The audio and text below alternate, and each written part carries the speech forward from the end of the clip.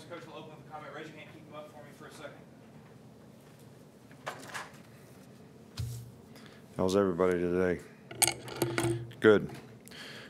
Well, we got chased inside today because of the weather, but we've had pretty good work all week.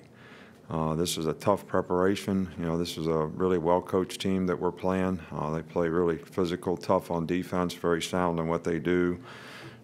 Probably, I think they're somewhere up there close to #1 in pass offense, and do a great job of spreading the field. The quarterback does a really good job, so this was a real challenge for our defensive team. But I think the goal for us and what I want our players to basically focus on is, like I said on Monday, you find out in the first game where you are. Every individual on the team has something that they can do to improve.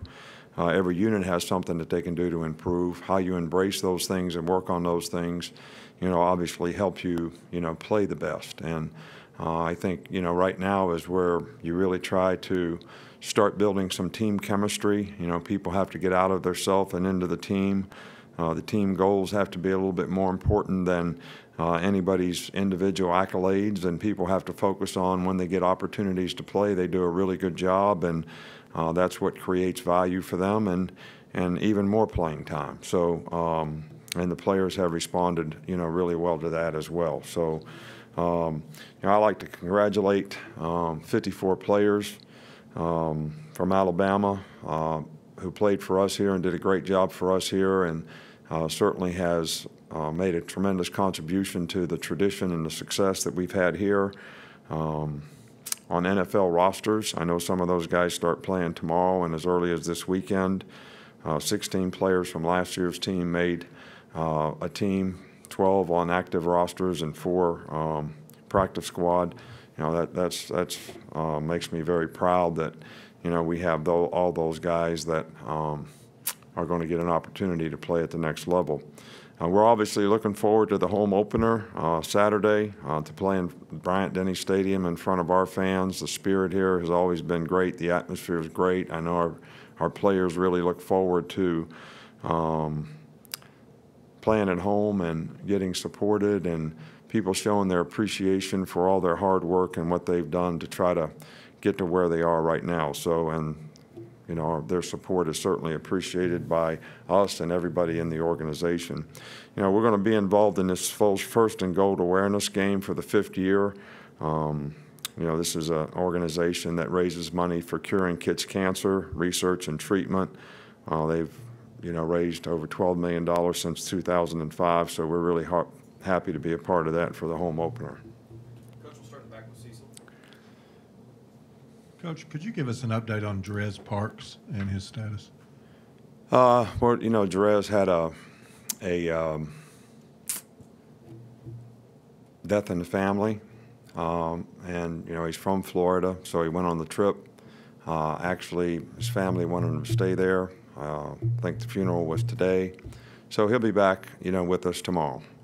And our thoughts and prayers are out to him and his family, and we've tried to be very supportive. This has been a very difficult thing for him. We'll stay on this side with Chris Walsh. When you schedule early season opponents, how much do you do it with an eye towards the teams that you have to face later in the season? Well, I think that if you play teams like this and they have carryover to other teams that you play, I think it's very helpful to the development of your team. Sometimes I think the thing you hate the most is when you play a team that has no carryover to what you're going to play against later on. So you spend a whole week in preparation and you spend a whole week practicing something that has, no long-term really benefit or value to the players.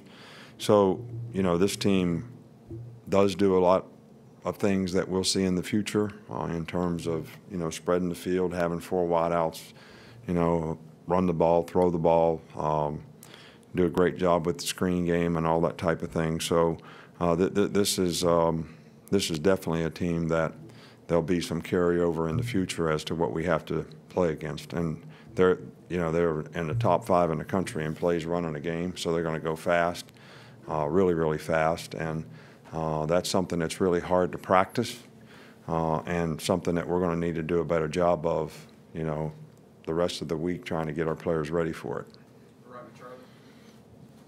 What did you see from Jalen Waddell in the preseason and summer that made you trust him to be back there as a punt returner in the first game? Well, he caught the ball efficiently and effectively, and, we evaluate those things every day when we do punt and punt return. And, I thought he'd do as good as job, and he had better stats catching the ball, making good decisions and judgments as anyone else on our team. I'm a little different. I thought if we put him back there and he struggled, we could always go back to Trayvon Diggs, who, is really good at getting the ball fielded, probably, and is a really good returner. Probably not as explosive as Jalen, but so we wanted to give him an opportunity rather than put the other guy in and then he goes in and if something goes wrong. So it was just, we felt good about him, and he obviously did a good job in the game. Middle with Michael. After the game, you mentioned something about the production in the running game. What more would you like to see this week from that group? Well, we rushed for 200-some yards, didn't we? Yeah, after the game, you said you wanted to see more from that group.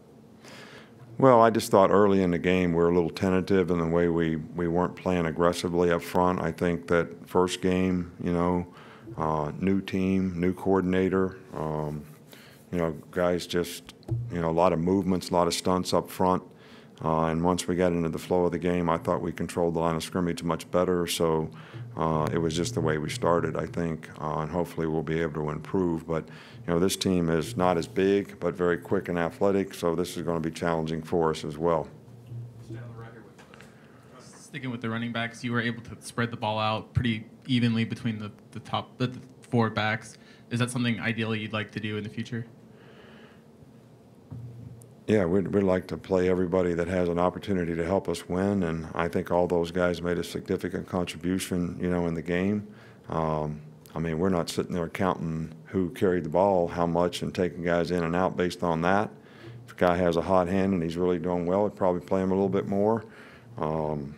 But, I thought all the guys showed that they can make some contribution to the team in some way, and we need to utilize all that talent.